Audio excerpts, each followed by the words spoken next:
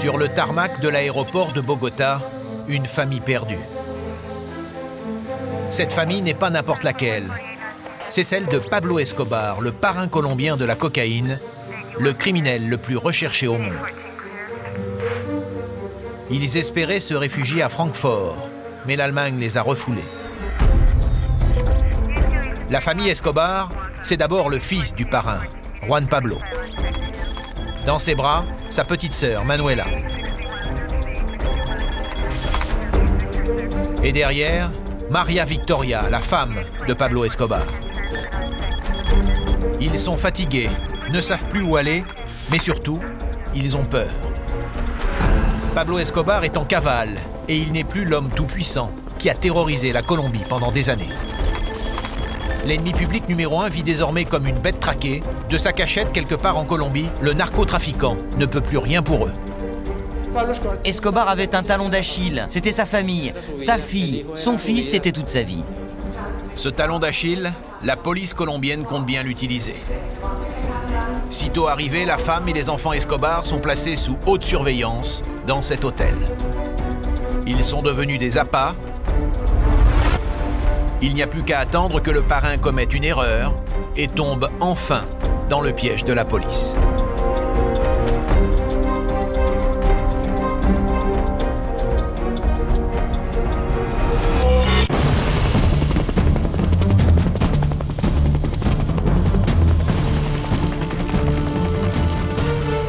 Escobar nous a échappé tellement souvent.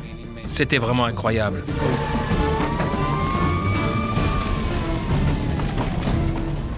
Escobar jetait des bombes dans les écoles, dans les supermarchés. Il jetait des bombes partout. Il avait réussi à infiltrer les familles de tous les policiers de Medellín.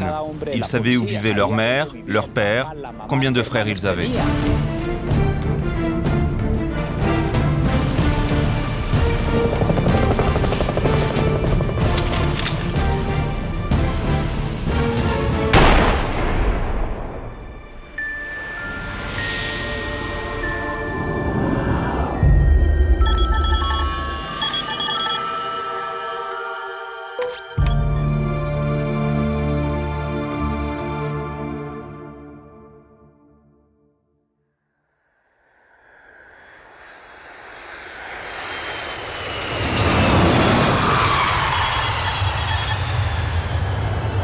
Seize ans plus tard, Medellín. La ville sulfureuse, au cœur de la cordillère des Andes, à 50 minutes de vol de Bogota, la capitale. Medellín, c'est la deuxième ville du pays, l'une des plus actives et des plus riches, le grenier de la Colombie. Mais elle reste aussi la plus violente, partout sur les murs, des avis de recherche.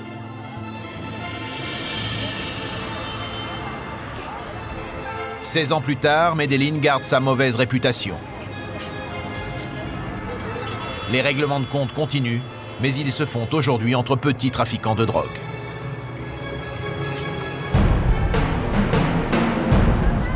Rien à voir avec l'époque d'Escobar. Medellín à l'époque, waouh, c'était fou, vous savez. On mangeait des balles au petit déjeuner, des balles au déjeuner, et pour le dîner, on se prenait des bombes.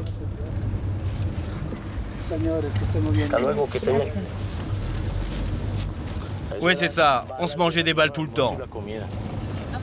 Et il y avait des morts tous les jours? Tous les matins, on découvrait des cadavres au pied de la montagne. À l'époque, on appelait ça le cimetière public d'Escobar.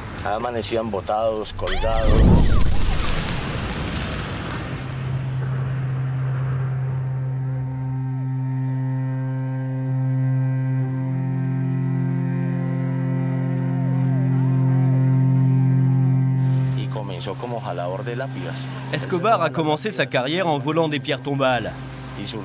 Après, il a volé des voitures. Et ensuite, il s'est attaqué au trafic de drogue avec un petit parrain local. Et vous savez, ici, les mauvaises langues disent qu'il a tué de ses propres mains ce parrain pour prendre le pouvoir et le garder. À Medellín, les proches d'Escobar ne sont plus très nombreux, mais il y aurait quelques survivants. C'est la première piste que nous décidons de remonter.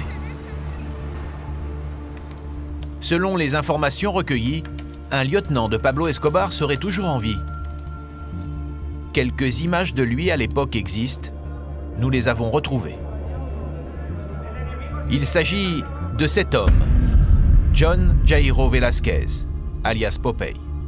À l'époque, sur les avis de recherche, la photo de Popeye figure en bonne place sous celle d'Escobar.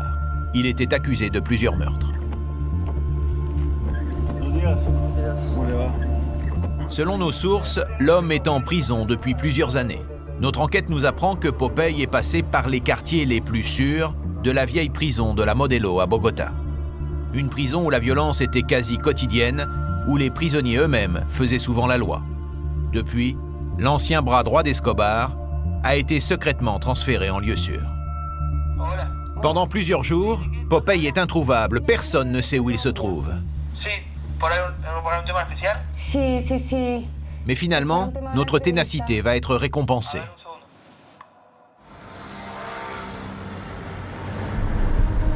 Popeye est désormais incarcéré à une centaine de kilomètres de Bogota, dans cette prison, plus moderne.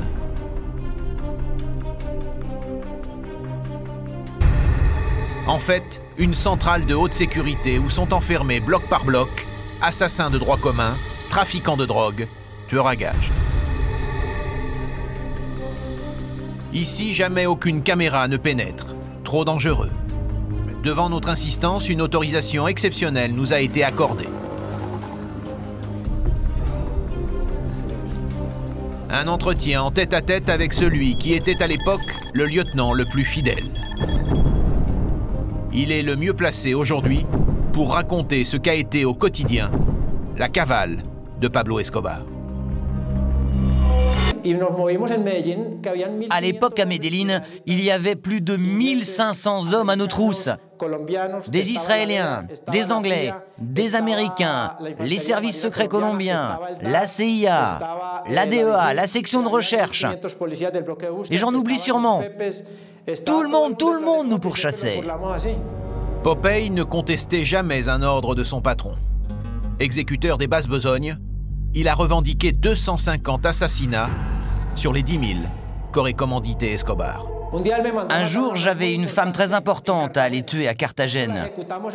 On l'a exécutée à l'hôtel Intercontinental. Mais sortir de l'hôtel a été très difficile. Les flics avaient envoyé un hélicoptère. Ils m'ont tiré dessus et m'ont atteint ici, à l'artère. Je suis rentré chez moi et là, j'ai reçu la visite de Pablo Escobar en personne. J'ai alors compris que j'avais un patron, mais aussi un ami. Le cartel de Medellín, c'était une armée d'agneaux avec à sa tête un lion. Moi, j'étais un agneau, le patron, c'était le lion.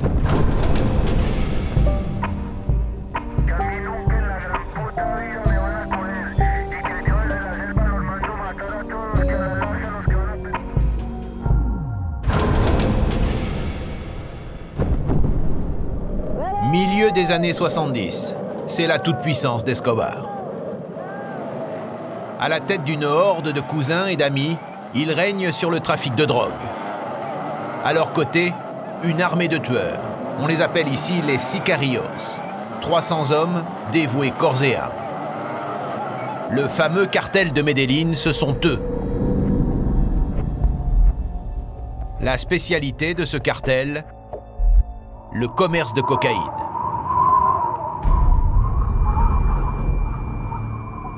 La géographie très particulière de la Colombie, un pays recouvert aux 2/3 de forêt, Pablo Escobar va l'exploiter à son profit. Depuis des siècles, les paysans colombiens y cultivent des plants de coca. Pablo Escobar leur propose de passer à un autre stade, celui de l'industrialisation. En pleine jungle, il fait alors installer des dizaines de laboratoires clandestins. Là, dans le plus grand secret, les meilleurs chimistes vont appliquer leurs recettes pour obtenir la pasta, la pâte, première étape de la transformation des feuilles de coca.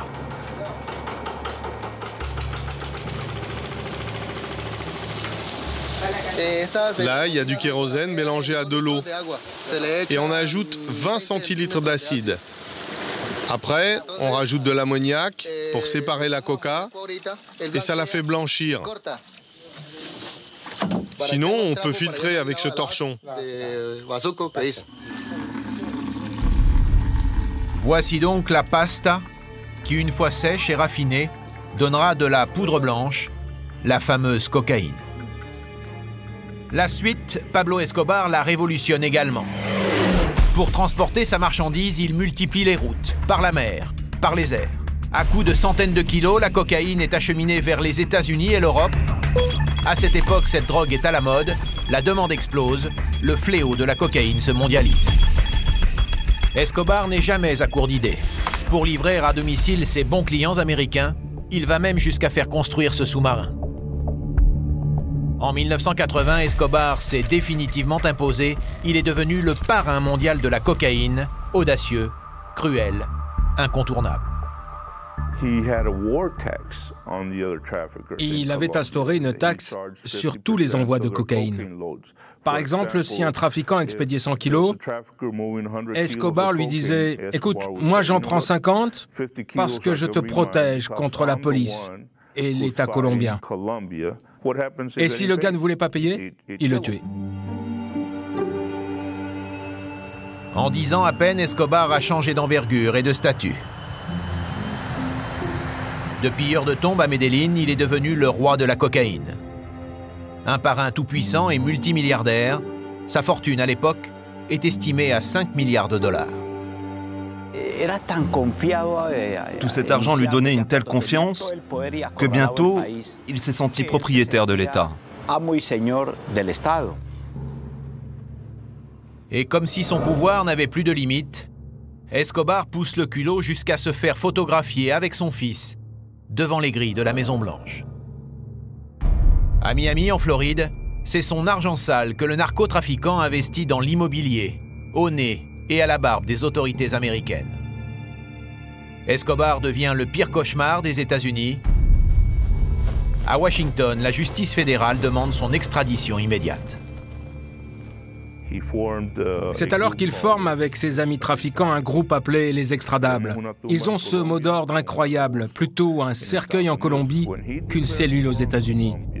Et il déclare alors la guerre à l'État colombien parce qu'il ne veut pas être extradé. Et cette guerre-là, on était loin d'en imaginer toutes les conséquences.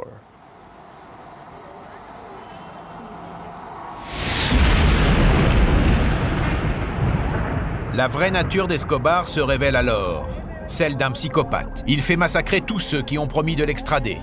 Magistrats, journalistes, politiciens, policiers et anonymes.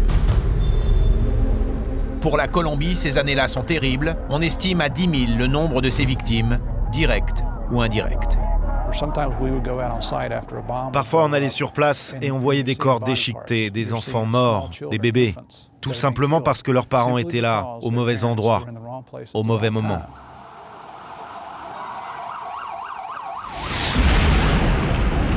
L'attentat le plus spectaculaire survient quelque temps avant Noël 89, en plein centre de Bogota. Ce jour-là, c'est la tour des services secrets colombiens qui est visée. Les 500 kilos de dynamite tuent 89 personnes, mais l'explosion rate sa cible principale, le général Miguel Maza Márquez, patron des services secrets. Depuis que Pablo Escobar a déclaré la guerre à l'État colombien, cet homme s'est lancé à ses trousses. Il a juré d'avoir la peau du narcotrafiquant.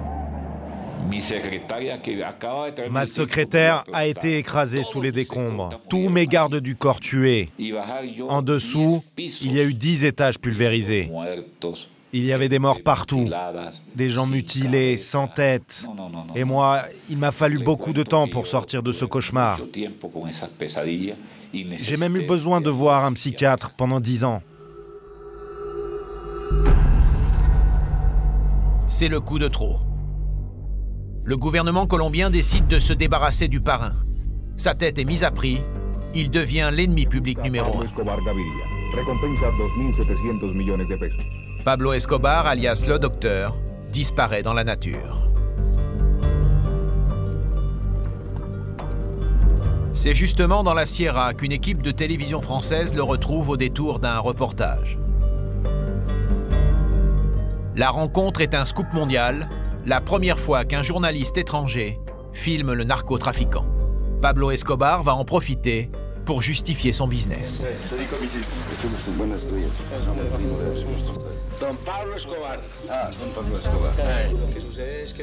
Il faut être réaliste. Nous sommes en train de vivre la civilisation de la cocaïne. La cocaïne est en train d'envahir le monde. Pourquoi est-elle en train de l'envahir? Parce qu'elle est une drogue moins forte, moins nuisible que d'autres. Le problème des drogués est un problème de manque d'éducation et de discipline. C'est pareil avec l'alcool. Il n'y a aucune différence entre un homme couché sur le trottoir parce qu'il est ivre et un drogué.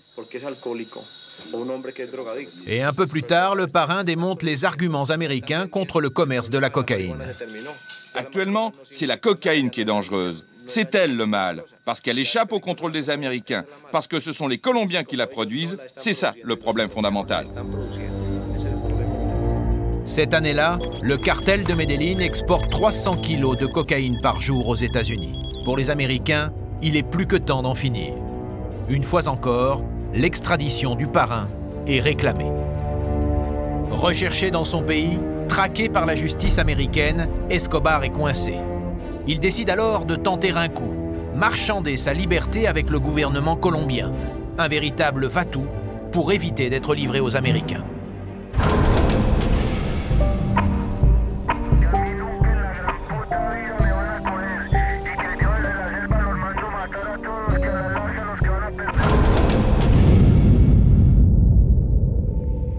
Juin 1991, une étrange caravane monte sur les hauteurs de Medellín, au lieu dit la cathédrale.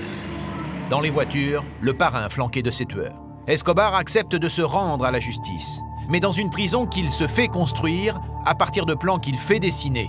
Ici, tout a été décidé par Escobar lui-même. En clair, une prison sans clé, sans barreaux, du jamais vu. À la radio, Escobar commente alors sa reddition. Une reddition pour le bien du peuple colombien, affirme-t-il. De entrega de armas de los guerrilleros y de pacificación de la patria, no podía permanecer indiferente frente a los anhelos de paz de la enorme mayoría del pueblo de Colombia. Pablo Escobar Gaviria, Envigado, Colombia, junio 19 de 1991. La cathédrale est une prison 5 étoiles, équipée du confort le plus sophistiqué. Cuisine high-tech, chaîne hi-fi, téléphone. Un luxe incroyable pour l'époque. À l'extérieur, une lunette astronomique. Le télescope permet au parrain de surveiller les allées et venues de la police et aussi sa famille restée en bas, dans la vallée de Medellín. Dans la journée, Pablo et ses amis ne s'ennuient pas. Ils continuent de gérer les exportations de cocaïne. La prison de la cathédrale, c'était le QG de la délinquance. Le centre du trafic de drogue, et le gouvernement le savait pertinemment. La nuit, la cathédrale se transforme en véritable lupanar. Le patron avait toutes les femmes qu'il voulait. À l'époque, il n'y avait que 2 types qui avaient un avion privé en Colombie. Lui et un autre. Avec son avion, il allait cueillir les filles au Brésil et en Argentine. Un jour, il avait fait venir 50 filles, très jolies, genre mannequin pour une de ses soirées privées. On avait réussi à infiltrer l'une d'entre elles. Il l'a pris et il l'a fait assassiner avec les 49 autres. Et en fin de semaine, on a retrouvé aux 4 coins de Medellín des corps, des têtes, des pieds. C'était terrible. Il faut savoir que quand on le menaçait ou quand on représentait un danger pour lui, c'était la mort certaine. Quand le pays découvre les conditions de détention d'Escobar, c'est le scandale. Le président colombien de l'époque se justifie. Non, la cathédrale n'était pas une farce. Ce qui s'est passé, c'est qu'il avait une telle capacité d'intimidation qu'on a découvert très tard que tous les soldats qui gardaient Escobar étaient en fait payés par lui. Le gouvernement colombien exige qu'Escobar soit enfermé dans une vraie prison.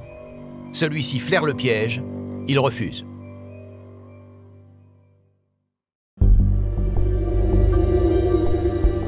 La nuit suivante, Escobar s'évade avec son ami Popeye et une douzaine d'hommes. Pablo et moi, on s'est échappés par le grillage. Il n'y avait pas de policiers, pas de soldats, personne. On est parti vers 11 h du soir. À cette heure-là, le brouillard est très épais. Puis on a rejoint la ferme d'un ami du patron à 5 h du matin. Pour notre sécurité, on a empêché ses enfants d'aller à l'école et puis on a attendu. L'alerte générale est donnée. Après un an derrière les murs, Pablo Escobar vient à nouveau de retrouver la clandestinité. Pour les policiers, il faut faire vite. Le parrain est ici partout chez lui. Chaque heure perdue peut lui donner le temps de disparaître totalement. Rien n'est laissé au hasard. Chaque maison des faubourgs de Medellín est systématiquement fouillée. À commencer, bien sûr, par celle de ses lieutenants.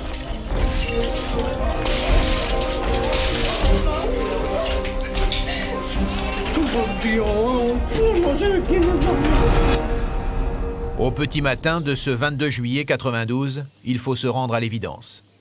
Escobar s'est évaporé.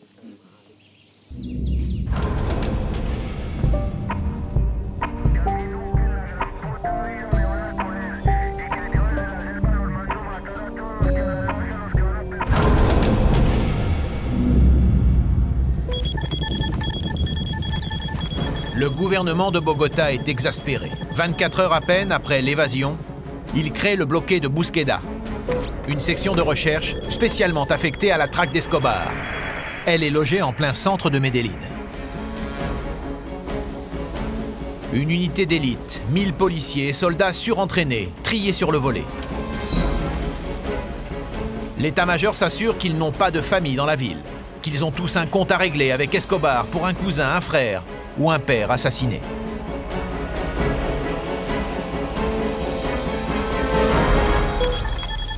À leur tête, le gouvernement colombien place le colonel Hugo Martinez. À l'époque, l'homme est plutôt discret. Les photos de lui sont extrêmement rares. À ses côtés, pour l'épauler, un professionnel du renseignement, un maître espion, le major Hugo Aguilar. Pour les journalistes, interdiction de le filmer. À elle seule, cette image est un document. Aguilar, Martinez, dès leur nomination, Escobar les a placés sur sa liste des hommes à abattre. 16 ans après, nous avons retrouvé les deux hommes. Aguilar, tout d'abord. Il a accepté de nous rencontrer et de prendre tous les risques. Aujourd'hui encore, il reste menacé, surtout à Medellín. L'ancien soldat est devenu un homme politique, gouverneur de région, mais il est surtout protégé 24 heures sur 24 pour la chasse à l'homme qu'il a menée à l'époque contre Pablo Escobar. Martinez, lui, n'a jamais quitté l'armée. Il est devenu général. Mais les années consacrées à pourchasser le plus grand criminel de Colombie l'ont marqué à jamais. Pour nous, il a finalement accepté de briser son devoir de réserve. Pour la première fois, il va nous livrer chaque détail, chaque instant vécu aux trousses d'Escobar. Dès la création de la section de recherche, les Américains envoient également leurs hommes. Diplomates très particuliers, militaires spécialisés. Sur ces images d'archives, ces gringos en civil sont nombreux. De son côté, la DEA, les stupes américains, désigne ses deux meilleurs agents, Javier Peña et Steven Murphy. Ils vont travailler sur le terrain avec les Colombiens. La section réunissait les meilleurs et les plus brillants. On avait toutes les ressources qu'on voulait, de l'argent, des équipements, des services de renseignement. C'est à cette époque que la DEA a lancé une véritable chasse à l'homme contre Escobar, mais cette fois à l'échelle de la planète. À Medellín, c'est l'état de siège. La section de recherche est partout, elle a tout pouvoir. Les contrôles sont permanents, le ratissage systématique.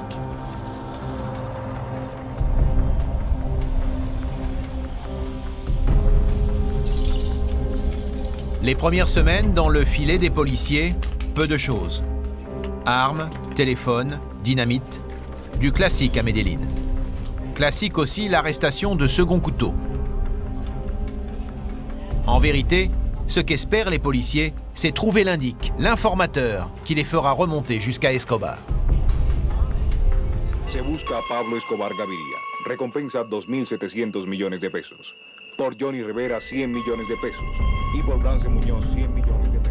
Mais en dépit des récompenses, les appels télévisés à la délation ont peu d'effet, car dénoncer le parrain et ses lieutenants équivaut à une mort certaine.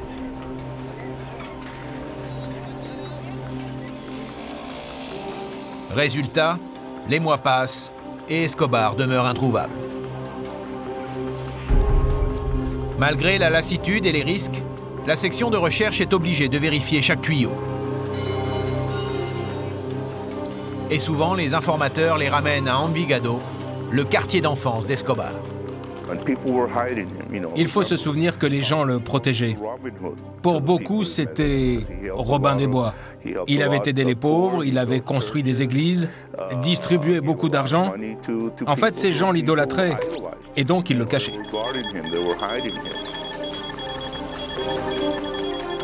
Ce jour-là, ce que les policiers s'attendent à trouver dans cette maison, ce sont quelques-uns des hommes du cartel. Malheureusement, les policiers sont arrivés avec quelques minutes de retard.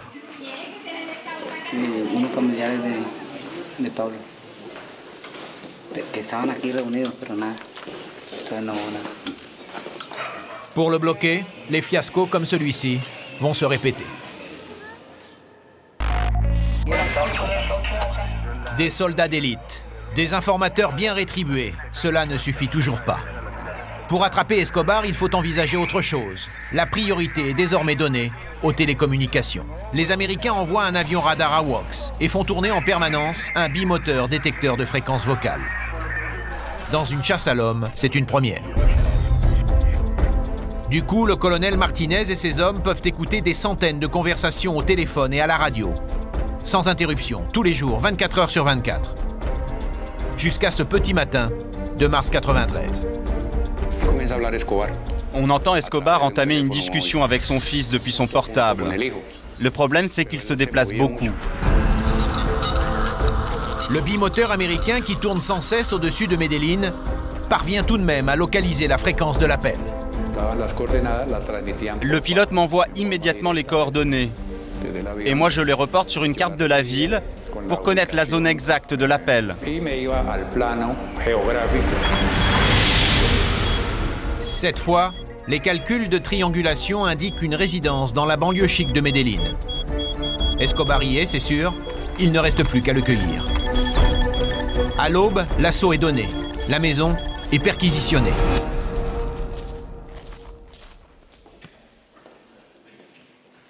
Mais à l'intérieur, les policiers ne trouvent que quelques employés mal réveillés. ¿De quién es esa casa? De Don Adrián Moreno. Adrián Moreno. Moreno, un nom souvent utilisé par Escobar. ¿Cómo? ¿En qué está él? ¿En qué negocio? ¿Ah? ¿En qué negocio está? Yo lo que le diga es mentira, yo no. Mesa tan linda esa.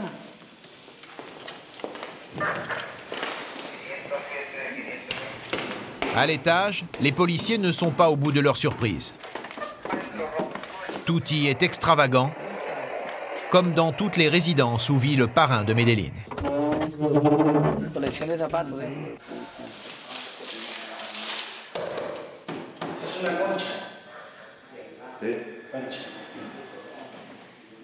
Les hommes de la section ont beau fouiller les 1000 mètres carrés de la bâtisse, aucune trace du narcotrafiquant.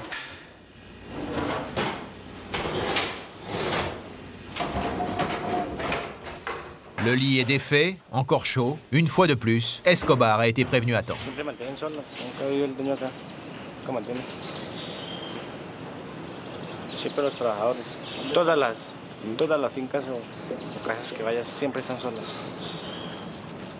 Cela fait maintenant 8 mois que Pablo Escobar s'est enfui de sa prison sur mesure. Chaque jour qui passe est un camouflet pour les hommes de la section de recherche. Au début, on l'a raté une bonne vingtaine de fois. Pourtant, on l'entendait à la radio. On envoyait les groupes d'intervention dans la zone, mais on le ratait toujours.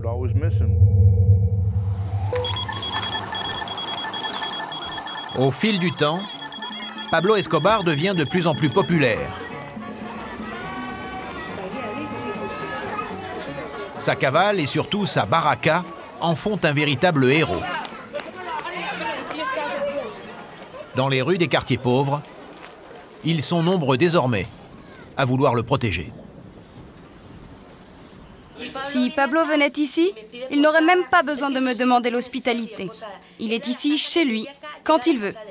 Et s'il vient chez nous, nous l'accueillerons à bras ouverts. Il est toujours le bienvenu. Des protections, Escobar en trouve aussi auprès de ses complices du cartel, auprès des autres parrains sur qui il peut compter. 16 ans après, la grande majorité d'entre eux a disparu. Restent aujourd'hui quelques membres de la famille Escobar, les seuls désormais à détenir les secrets de la cavale du parrain.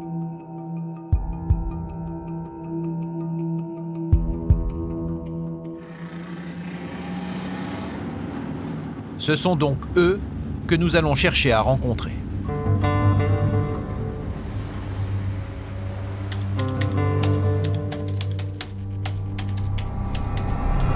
Selon nos informations, le fils, Juan Pablo, et la veuve de Pablo Escobar, Maria Victoria, ont quitté la Colombie.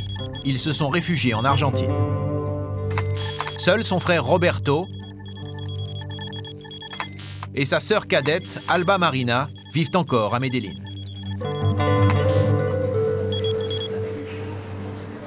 Du temps de Pablo, la famille Escobar était intouchable. Le frère et la sœur aimaient sortir, se montrer. Aujourd'hui, c'est plutôt profil bas et existence discrète. Grâce à la complicité d'un correspondant local, nous obtenons l'adresse de la sœur Escobar. C'est bien ici qu'habite Madame Escobar? Oui. Elle est là? Non, désolé, elle vient juste de sortir. Bon, on va lui laisser un mot alors.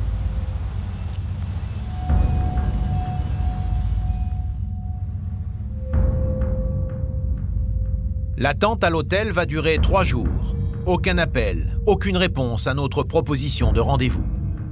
Il faut dire que dans la famille Escobar, la méfiance reste de règle. Et puis au 4e jour, coup de téléphone enfin. Alba Marina accepte de nous recevoir chez elle.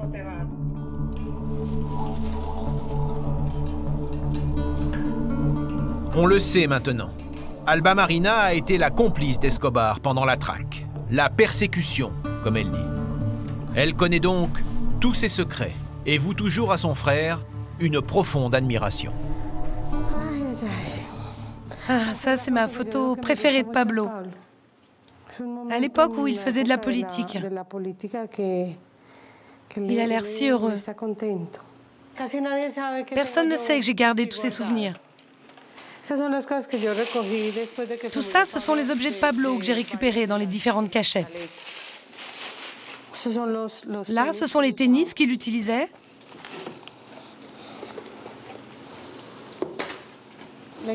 Ça, c'est les chaussons d'intérieur qu'il adorait. Et cette chemise est très connue, on l'a vue dans tous les journaux. Et voilà le dernier agenda de Pablo, où sont inscrits tous ses rendez-vous et une carte aussi. C'est la carte d'une cachette où j'allais le retrouver. Dans cet agenda, il y avait aussi les noms de tous ses ennemis, leurs adresses, leurs coordonnées, le nom de leur père, leur mère.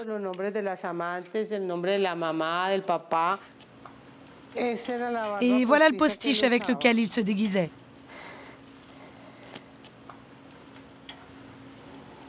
Je lui ressemble, non? La malle au souvenir a fait son effet. Alba Marina est rassurée. Elle accepte maintenant de nous faire d'autres révélations. Cet endroit s'appelle le Peñol, mais on le surnommait aussi la République indépendante d'Escobar. En fait, le Peñol est une des planques d'Escobar. À l'époque, Alba Marina et son fils y débarquent souvent quand la pression de la police se fait trop forte à Medellín.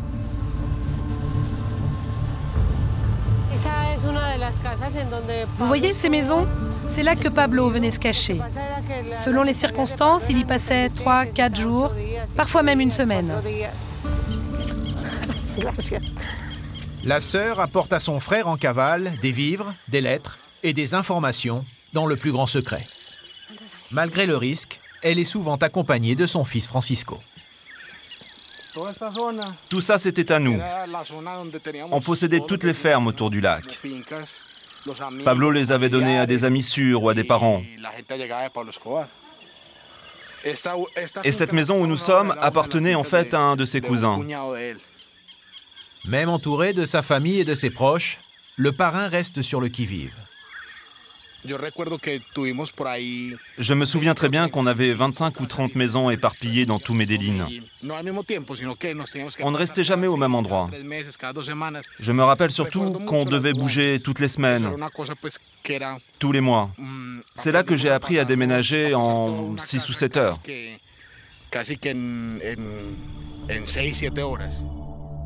Pablo Escobar a aussi un frère, Roberto, son aîné de 2 ans. Les images de cet homme à l'époque ne sont pas nombreuses. Il faut dire que Roberto Escobar est un homme clé du cartel de Medellín. Sa spécialité, la comptabilité. Dans ses mémoires, Roberto Escobar avoue même avoir été l'un des 15 financiers de l'empire de la cocaïne. Il va jouer bien sûr un rôle essentiel dans la cavale de son frère. Avant de nous quitter, Alba Marina nous a glissé un conseil. Pour joindre Roberto, son frère, il faut appeler un contact aux États-Unis. Bonjour, nous voudrions interviewer Roberto Escobar. Ah, pour faire une interview de Don Roberto, pour parler de la vie de Pablo? Il faut en discuter, je veux dire, verser une compensation. Je ne sais pas exactement de quel montant. Nous convenons de fixer les conditions de l'interview avec l'intéressé lui-même. La femme accepte finalement de nous donner son numéro. Allô? Don Roberto? Oui. Bonjour. Qui est à l'appareil? Je suis journaliste française, comment allez-vous? Oui, ça va bien et vous? Don Roberto, est-ce qu'on peut vous voir à votre bureau ou ailleurs? Oui, bien sûr. Vous pouvez nous indiquer où on peut se rencontrer? Venez à la station-service de Las Palmas, j'envoie quelqu'un. Merci beaucoup, Don Roberto. Au revoir.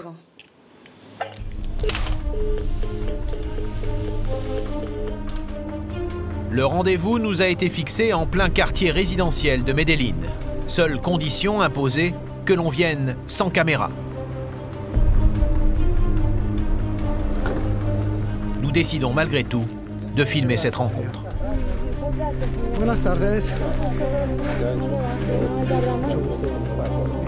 Dans sa jeunesse, Roberto Escobar a été cycliste professionnel avant de changer de route et de suivre son frère.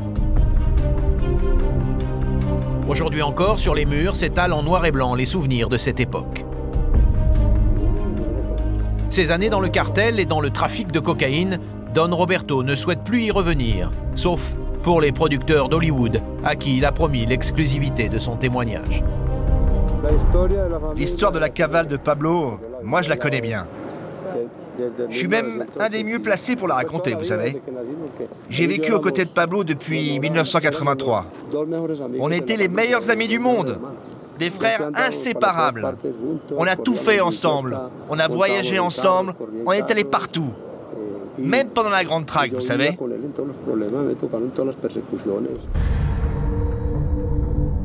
Nous n'en saurons pas plus. Tout juste consent-il à nous livrer un petit détail.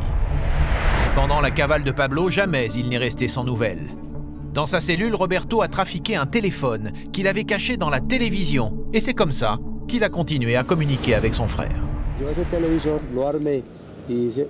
Les gens qui venaient me voir à la prison ne voyaient qu'un simple téléviseur. Mais moi, je pouvais parler tous les jours avec mon frère, parce que j'y avais installé un téléphone. Je déguisais ma voix et je lui demandais « Salut mon frère, ça va? Qu'est-ce que tu fais? Ça va bien ou pas ?» Voilà, c'est comme ça que ça se passait. Juin 1993. Un an après son évasion, Escobar demeure introuvable. Il se déplace dans Medellín, sautant d'une planque à une autre et en changeant toutes les semaines.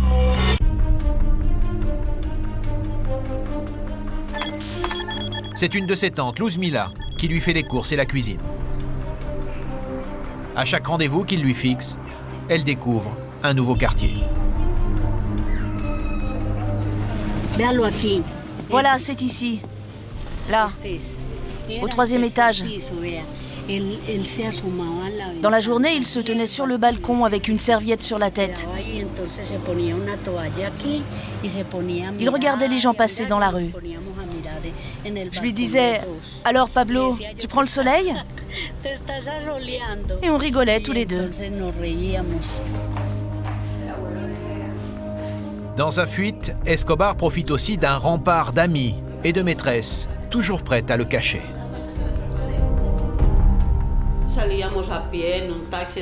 On sortait souvent dans le centre de Medellín avec Pablo, à pied, en taxi ou dans un minibus. Je venais d'avoir mon bébé et il le tenait comme ça pour cacher son visage. Un jour, on est allé chez un marchand de glace. Il y avait un monde fou, on faisait la queue. Un gamin a poussé plusieurs personnes pour resquiller. Les gens dans la queue lui ont dit « Hé, toi, tu es le propriétaire du magasin ou tu te prends pour Pablo Escobar ?» Derrière, Pablo regardait la scène avec un sourire entendu. Au même moment, jour et nuit, des milliers d'hommes sont à ses trousses. La section de recherche, les services secrets colombiens, la CIA, la DEA. Pablo Escobar s'en moque, il continue de les narguer jusqu'en plein centre-ville. Pablo avait une habitude. Il installait des barrages avec une centaine de tueurs sur l'avenue Las Palmas. En fait, il attendait à la sortie des clubs les policiers des services secrets.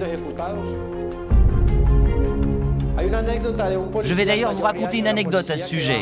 Un soir, un policier arrive à un barrage en voiture. Il se présente comme étant le major Riano. Escobar le reconnaît et lui dit « C'est toi qui as tué Diego Mapas, un de mes potes. » Alors, immédiatement, il tue le major et sa petite amie. C'est la réponse d'Escobar aux récompenses offertes pour sa capture.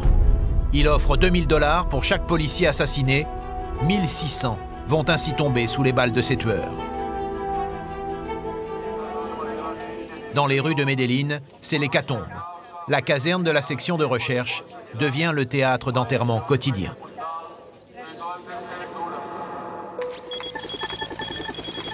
Dans la ligne de mire d'Escobar, il y a aussi ceux qui rêvent de le condamner et de l'extrader aux États-Unis. Pour la seule année 92, 70 magistrats sont tombés pour avoir été trop curieux. Cette juge, qui part en opération avec les soldats de la section, sait qu'elle peut mourir à tout instant. Les journaux colombiens n'ont pas le droit de dire son nom, ni de montrer son visage. Le raid héliporté l'emmène dans une planque d'Escobar, en pleine cordillère. Un indique vient informer que le capot s'y trouvait le matin même.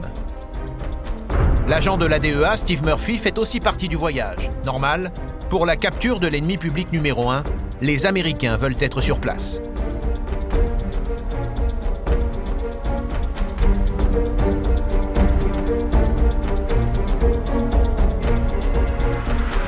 Mais une fois encore, Pablo Escobar s'est envolé.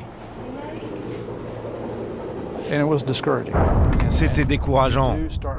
On commençait à se dire, ce type, on ne l'attrapera jamais. On avait avec nous le meilleur système d'information au monde. Et pourtant, on le ratait à chaque fois. À défaut de trouver Escobar, la juge et les soldats cherchent des preuves matérielles des crimes du parrain, sous terre.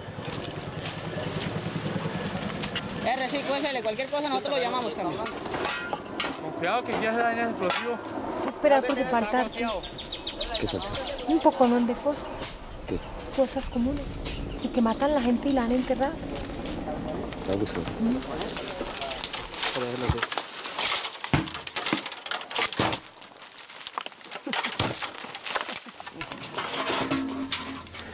Para fabricar bombas. Tú llenas de dinamita. L'abri est truffé d'armes automatiques, des pièces à conviction supplémentaires. Pablo Escobar, lui, court toujours.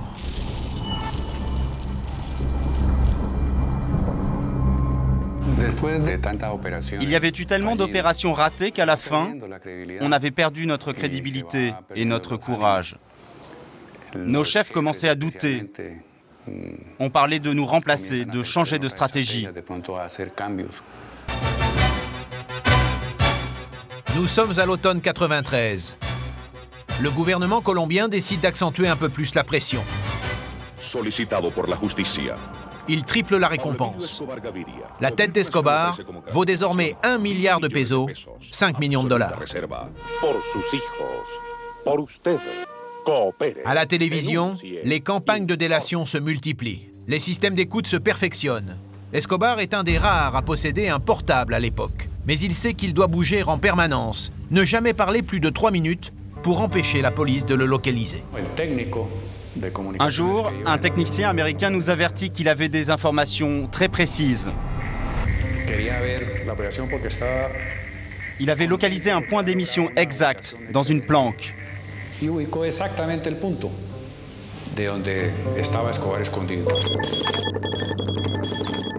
C'était un terrain très difficile parce que montagneux. Nous, on avait préparé une opération héliportée dans le plus grand secret. Pourtant, quelques minutes après, on entend à la radio quelqu'un dire à Escobar « Monsieur, ils vous ont localisé, ils arrivent !» À notre arrivée, il était parti. Une conclusion s'impose. Il y a un traître chez les policiers, une taupe qui prévient quasiment en direct le chef du cartel de tous les raids. Le colonel ne tarde pas à le démasquer. Cet informateur était un jeune auxiliaire de police, avec une particularité. Il était très habile de ses mains pour le travail du bois. Il sculptait des petites figurines de policiers, des hélicoptères. Il traînait toujours avec nous au poste de commandement, surtout quand on mettait au point nos opérations contre Escobar. L'informateur est directement payé par Escobar. Avec l'argent, il loue un appartement dans cet immeuble, juste derrière la caserne. Dès que ce policier apprenait l'existence d'une opération, il courait jusqu'à cette maison. Grâce à une radio codée, il appelait les lieutenants de Pablo Escobar. Il parlait en langage secret et leur disait « Dites au seigneur ou au docteur », comme ils appelaient Escobar, « Ils arrivent, ils vont vous tomber dessus ».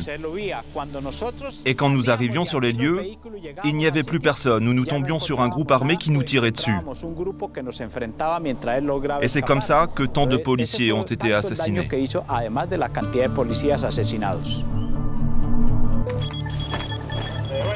Le traître est éliminé. La chasse à l'homme peut repartir de plus belle. El sujeto denominado El Chopo y alguno de estos sicarios se está ocultando en esta zona. Chopo était essentiel. C'était l'artificier, celui qui fabriquait et posait les bombes pour Escobar.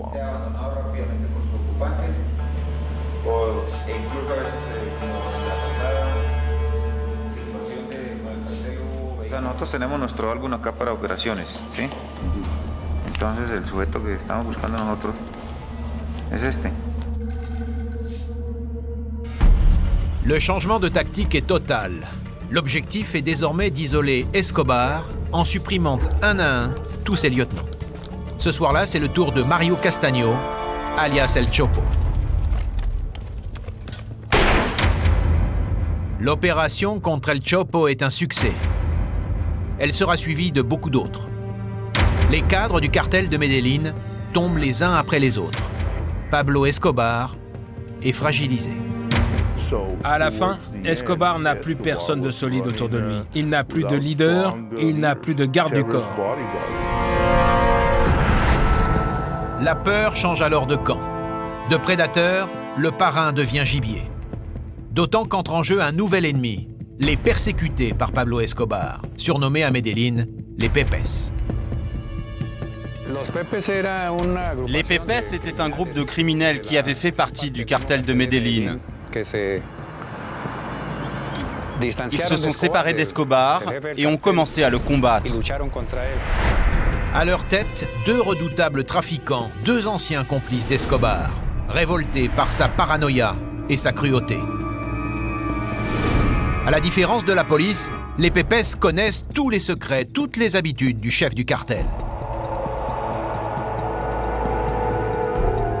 Le carnage ne tarde pas, les Pepes assassinent à tour de bras les proches du parrain. Et ça, Ça change toute la perspective pour Escobar.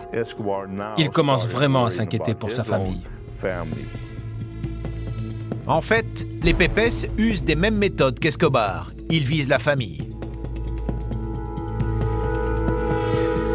Comme ce jour où il plastique l'appartement où vivent sa mère, sa femme et ses enfants. Personne n'est blessé, mais l'avertissement pour Pablo Escobar est sérieux. Un jour, ils ont mis une bombe qui a détruit un tableau original de Dali, un truc à 5 millions de dollars. La femme d'Escobar est catastrophée. Alors elle appelle Pablo. Regarde, ils ont saccagé le Dali. Mais qu'est-ce qu'on va faire? Qu'est-ce qu'on va faire? Pablo lui a répondu, tu sais quel est le Dali qui a le plus de valeur pour moi? Ce sont nos enfants. Alors ne t'inquiète pas. Peu à peu, Escobar prend peur pour les siens. Et c'est cet amour pour sa fille et son fils qui va finalement le perdre. Tant qu'ils seront en Colombie, lui ne sera jamais tranquille.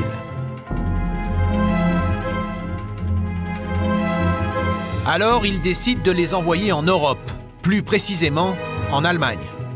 Le 27 novembre 1993, Maria Victoria, Juan Pablo et la petite Manuela embarquent pour Francfort sous protection de la police et sous l'œil des caméras. Escobar les croit sortis d'affaires. Il ne le sait pas encore, mais son compte à rebours vient de commencer. Sa femme et ses enfants partent pour un pays sûr, mais aucun pays ne veut les accepter.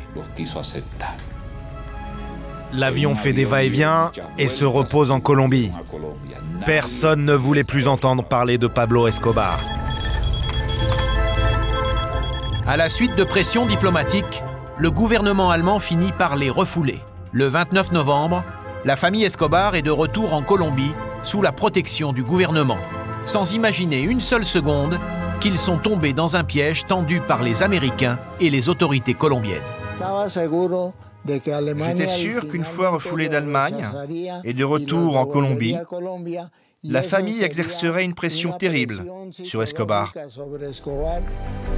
Dès l'atterrissage, la famille Escobar est transférée dans une résidence de Bogota tenue par la police. Ils sont en fait prisonniers. Les journalistes se précipitent. Ces enfants sont exposés aux yeux du monde entier comme des bêtes curieuses. Pour Escobar, l'épreuve est terrible. Isolé, loin des siens et impuissant désormais à les protéger. D'autant qu'au même moment, les Pépès font monter la pression en revendiquant un attentat à la grenade contre l'hôtel, sans faire de victimes. Dans sa tanière, Escobar devient hystérique, jusqu'à en oublier les règles les plus élémentaires de sécurité. On savait qu'Escobar et son fils se parlaient tous les soirs à 18h, sur la même fréquence. Et c'est comme ça qu'on a commencé à intercepter leur communication. Pour la section de recherche, c'est le branle-bas de combat. Tous les hommes sont mobilisés, tous les moyens déployés. En première ligne, 4 véhicules de reconnaissance vocale. Ils sillonnent en permanence les rues de Medellín à la recherche du moindre mot prononcé par le parrain. À ce moment-là, on écoute 24 heures sur 24 dans toute la zone de recherche. Nos équipes sont en alerte, prêtes à intervenir au cas où un appel serait repéré. Le 1er décembre, les techniciens de la police repèrent 5 appels d'Escobar en différents points du centre-ville. Le problème, c'est qu'il bougeait sans cesse. Il appelait depuis une voiture qui se déplaçait. Les policiers viennent de comprendre l'une des ruses d'Escobar. Pour éviter d'être repéré, le fugitif a adopté depuis longtemps une méthode simple mais efficace. Rouler en continu dans un des innombrables taxis de Medellín et avoir depuis ses téléphones des conversations très courtes. Après 4 jours d'écoute en continu, on était épuisés. On pensait qu'on n'arriverait jamais à le localiser. Quand soudain, le 5e jour, on intercepte son dernier appel. Chose incroyable, le signal est fixe et tout nous indique que cette fois, il est dans une maison.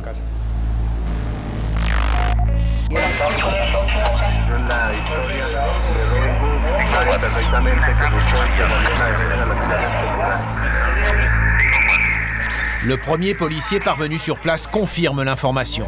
il rend compte immédiatement à son supérieur.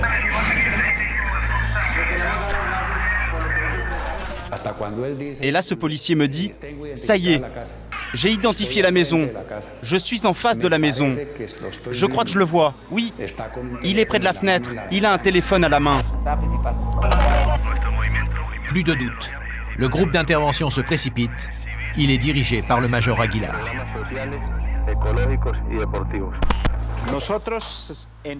Nous sommes entrés dans la maison avec beaucoup de précautions. La première chose qu'on aperçoit, c'est le taxi dans lequel il avait l'habitude de se déplacer.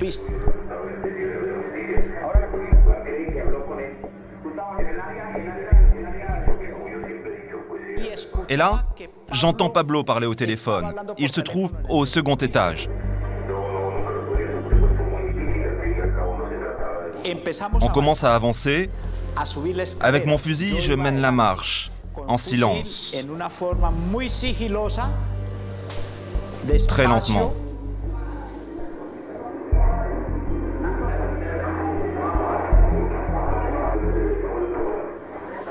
Et là, je le vois. Il est juste en face de moi. Mais comme je n'ai pas une bonne visibilité, je ne peux pas tirer.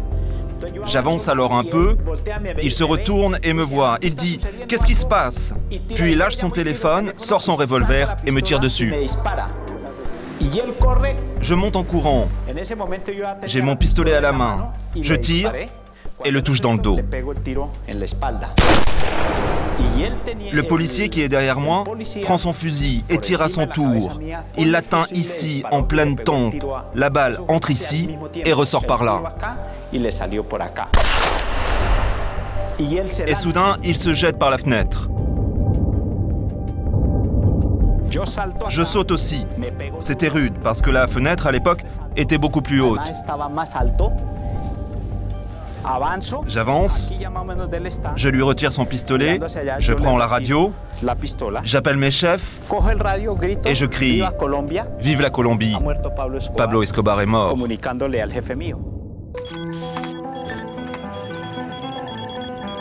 Une demi-heure plus tard, les 1000 hommes de la section sont devant la maison. Toute la ville accourt, ceux qui applaudissent comme ceux qui pleurent la mort de Pablo Escobar. Et puis, il y a ceux qui n'y croient pas, comme la mère du parrain qui arrive en état de choc sur les lieux. Elle va mettre beaucoup de temps à accepter la réalité.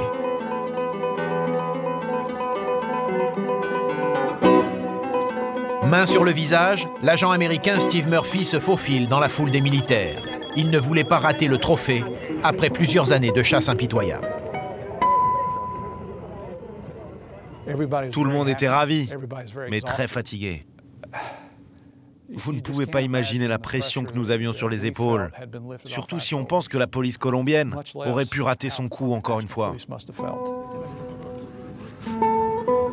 À 13h30, ce 2 décembre 1993, la plus grande chasse à l'homme de tous les temps vient de se terminer.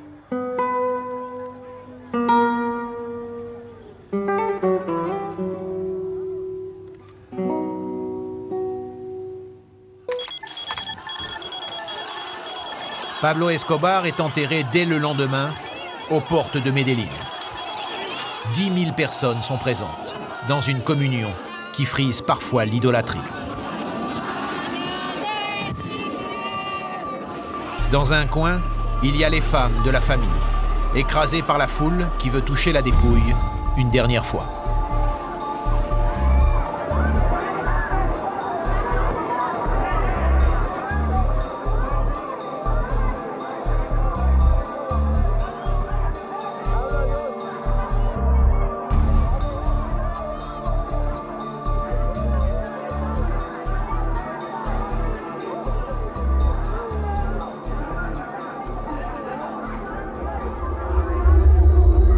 Ce jour-là, une page de l'histoire de la Colombie se tourne, mais sur la longue cavale d'Escobar, sur ses secrets, beaucoup reste à écrire.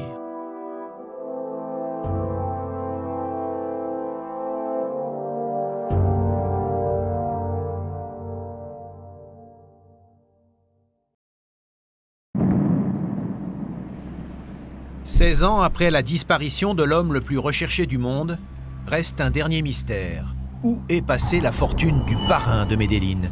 Où seraient cachés les 5 milliards de dollars que la légende lui attribue?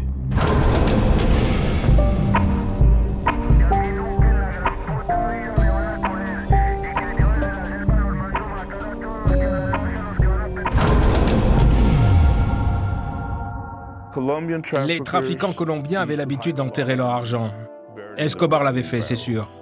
Je pense qu'il en reste nécessairement quelque part, ne serait-ce que parce qu'Escobar faisait toujours tuer les gens qui enfouissaient les sacs de dollars. L'argent a pourri parce qu'il était enfoui dans des caves ou dans des containers sous l'eau. Pablo n'enterrait pas l'argent, c'est sûr. Il n'enterrait jamais l'argent. Toute la fortune de Pablo Escobar était en œuvres d'art, en or et en diamants. Il n'y avait pas de liquide. L'argent, c'est en partie l'État, en partie les ennemis qui l'ont pris. Une autre partie se trouve peut-être aux États-Unis, en Europe, ou peut-être ici. Le reste a disparu. Je crois que l'argent n'a pas totalement disparu. Il est aux mains de la famille.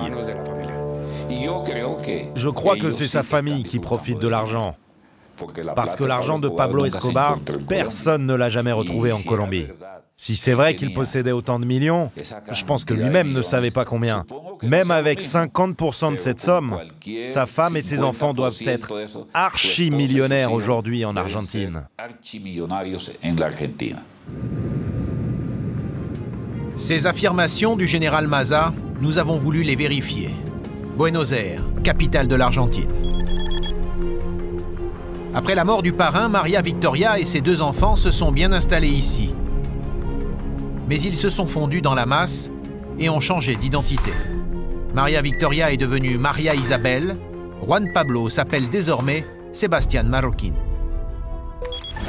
Il nous a fallu plusieurs jours pour retrouver leurs traces. La famille Escobar s'est reconvertie dans l'immobilier. Maria Victoria a créé une entreprise de design intérieur avec son fils au cœur de Palermo, un quartier chic de la capitale. Nous nous installons en face et décidons de les appeler.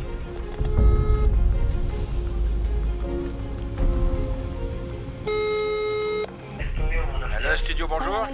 Bonjour, pourrais-je parler à Sebastián Marroquín, s'il vous plaît? Il n'est pas là. Vous savez quand il revient? Il est à Buenos Aires? Je crois qu'il est en voyage. Je ne sais pas quand il revient. Ouais, il doit être à l'étranger. Bon, merci beaucoup. En attendant, nous cherchons à en savoir davantage sur les activités de la famille Escobar en Argentine. Ce journaliste s'est intéressé à eux dès leur arrivée à Buenos Aires. En arrivant, il commence par fréquenter des gens d'ici, en particulier un comptable.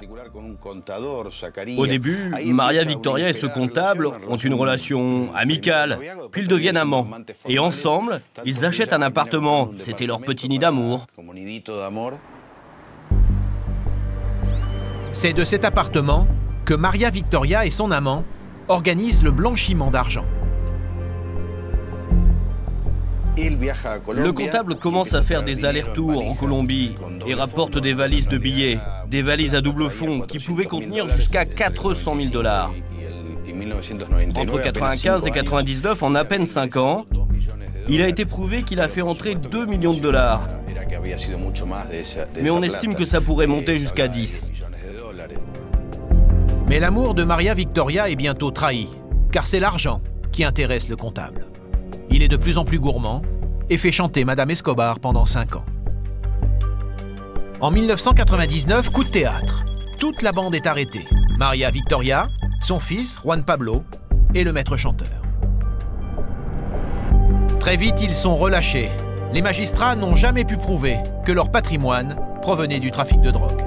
Depuis, le comptable a mystérieusement disparu. Maria Victoria, elle, n'a plus jamais été vue en public.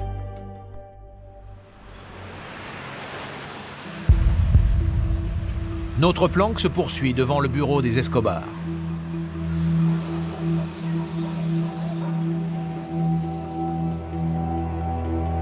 Les jours passent et se ressemblent.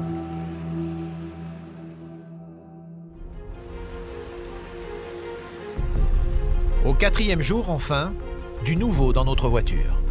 Juan Pablo vient de nous alerter, il est de retour à Buenos Aires. Il nous propose un rendez-vous.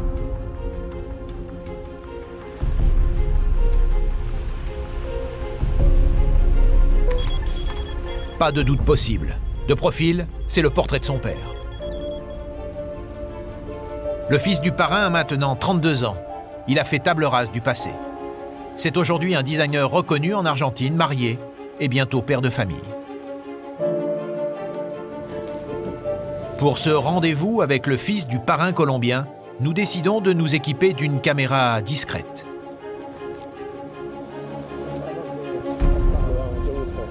L'homme qui tente de refaire sa vie fuit les médias. La rencontre avec lui est donc exceptionnelle.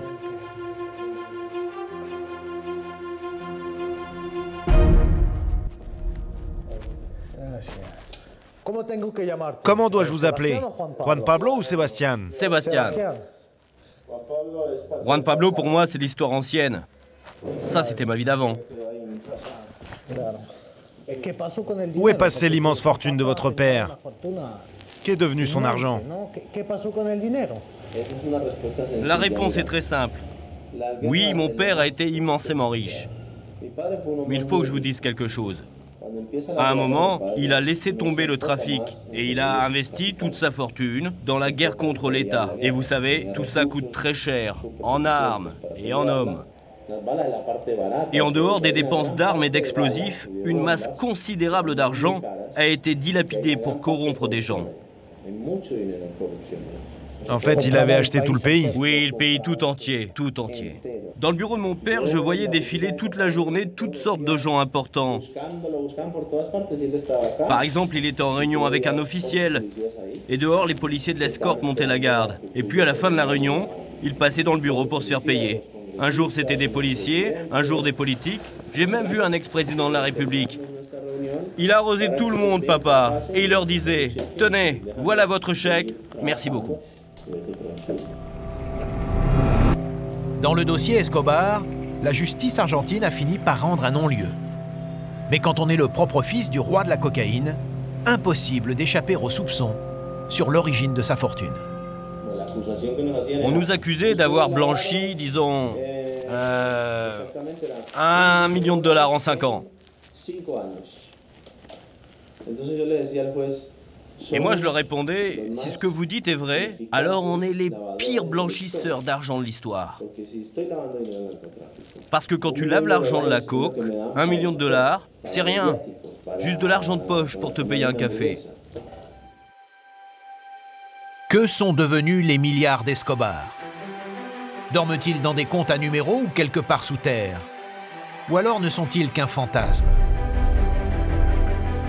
Personne ne sait, sauf peut-être cette femme, Maria Victoria, la veuve du parrain de Medellín.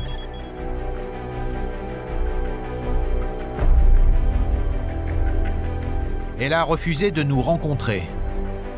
Nous n'avons d'elle que ces images volées dans une rue de Buenos Aires. Elle détient une part de la vérité. En mourant sur un toit de Medellín en 1993, Pablo Escobar, le plus grand narcotrafiquant de tous les temps, n'a pas livré tous ses secrets.